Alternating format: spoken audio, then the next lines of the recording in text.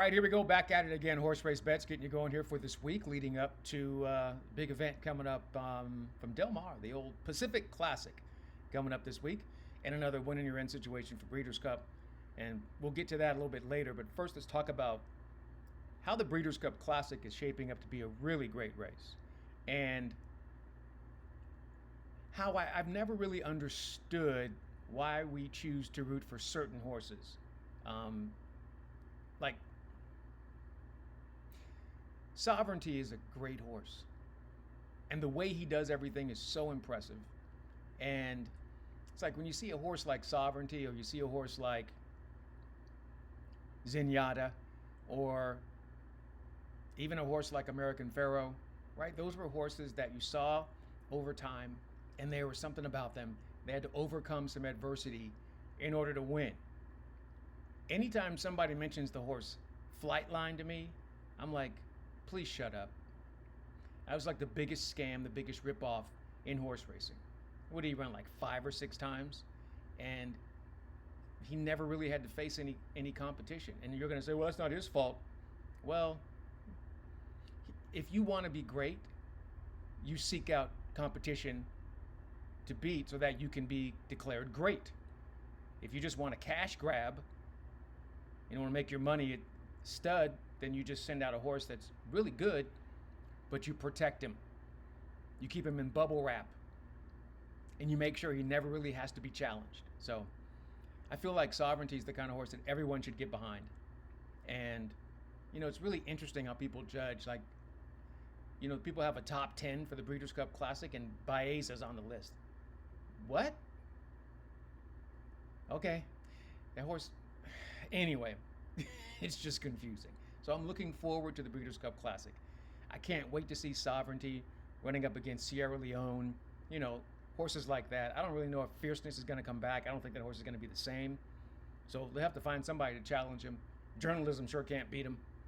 So I think Sovereignty is just much better than everyone else. And it's fun to see a horse that sits and then runs past you.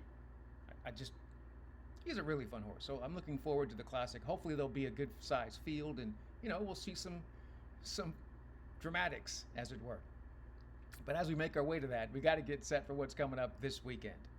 And another really cool day of racing on the East Coast and the West Coast. Let's go Saturday, and we'll go to Saratoga, because I think we're going to have a really cool card. There's a couple of great stakes races on that card that are worth talking about. The Prioris is not one of them, but the Spinaway is. And it's going to be really hard because the Spinaway's got 2-year-old fillies going 7 furlongs in a grade 1. And there's one horse that just stands out, right? Mythical is ridiculous. She's undefeated, and she has led pretty much every step of the way when she's run those 3 times. She's got speed. She's going to go out there and control. She hasn't gone 7 furlongs yet, but 6.5, she was easy breezy, and so 7 really shouldn't be a problem. The question is, who wants to be froggy and jump out there and contest on the front end? Cena is a horse that's got some speed, broke the maiden at Delaware, so I'm like, but they went fast, I guess.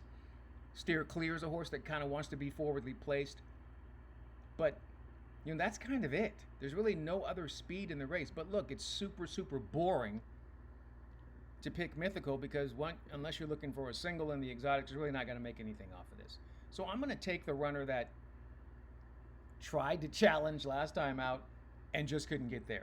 Meringue is a horse that I think obviously won't have a problem with the 7 furlongs. It's 2-year-old daughter of Frosted, so that's easy breezy for her.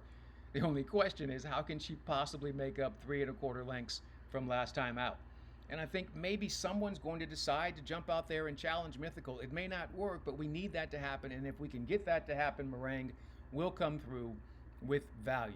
That's where we go in the Spinaway, trying to beat Mythical, and we'll see if it works out. Now, also on the card, just before that, is a great race, I believe, on the turf course. It's race number 10. And that's going to be the Grade 2 Flower Bowl. 1 3/8 on the turf course. Good size field, right? You've got, let's say, 9 running around there. Hopefully nobody scratches out.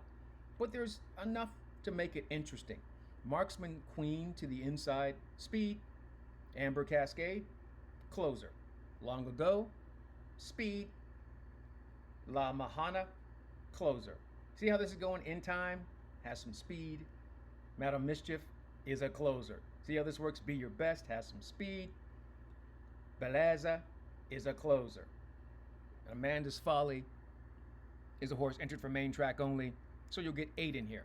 But you see how we just worked it out? 4 horses have speed, 4 horses want to sit. So when 4 horses have speed, that usually means that 2 horses are going to show speed. And then we'll see what happens after that. But as long as I can get 2 horses to show some speed early on, I feel pretty good about the direction that we're going to go in here, because we want a runner that's going to sit and run them down. La Mahana is the horse that can do that. Kendrick Carmouche gets back in the irons. You know, you could look at this. Flavien Prat rode the last 2 times and they were victories. And then now he's not riding this one here. So you're like, okay, does that mean anything? But Kendrick Carmouche rode the horse before, right? And Pratt doesn't have a mount here. So maybe it's that they chose to go back to Kendrick Carmouche. He's been on this runner enough times. I think he knows what to do. He just has to sit and, of course, get clear. No traffic. He'll be able to run them down. And I think we'll get some value on this runner.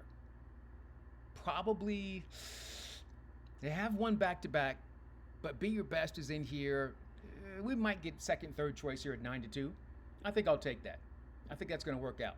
In the Flower Bowl, we're going to go with that particular runner, La Mahana, with Kendrick Carmouche. That is going to bring us up to what's happening. So that's Saturday, 2 graded stakes events at Saratoga. Now we're going to get down to business. What's happening on Wednesday, the play of the day, is also a stakes race. PG Johnson is coming up Saratoga on Wednesday, and this one is really nice. We're going to be on the turf course. We got ourselves a decent sized field, but what we have here is, I think, a situation to get some great value. So what we've got are these runners that are babies, right? And they're going to be stretching out for the first time, and they're going to be trying to make a move from off the pace in the race. And man, let me tell you, at 1 1/16 on the turf course in this race for the 2-year-olds, Bayou Bridget is the only one that I think has already kind of shown that she can handle the further distance, right? And I think she's going to be in a great spot. I like the way she ran on the turf in those first 2 starts, even though it was just 5 furlong sprints, but then she stretched out to 1:70 on the synthetic, and she had some traffic trouble. She had to kind of regroup a couple of times, and it still worked out. She had a nice performance. When she got to the leader, it took her a minute to get by, but that's just, you know, her first time stretching out and probably a little immaturity. I think she's ready to go now. And we're going to get value, which is really all we're looking for, right? Chance to win and value. 15-1 and Bayou Bridget. That's our play of the day on Wednesday. And that's coming up from Saratoga. Hopefully we won't get any weather, but I don't think we will. I think turf course should be fine, and hopefully we get off to a good start this week. Been having some struggles with our price horses. We got really some bad rides from our jockey on the West Coast. Kyle Frey, you got to do better than that, bro. Just saying. Appreciate it. So we'll continue trying to make some things happen with price horses we think have a chance, and we just got to get good rides, right? Got to get racing luck. Everything has to come together. Handicapping is just like the easiest part of it. Everything else is what makes it tricky. But we keep on pushing, and we're just going to continue to try to collect all this information, because Breeders' Cup weekend coming up in the beginning, well, October 31st, November 1st area, when it comes to the beginning of November, that is when you want to put all this into action. And we'll continue building until we get to that day.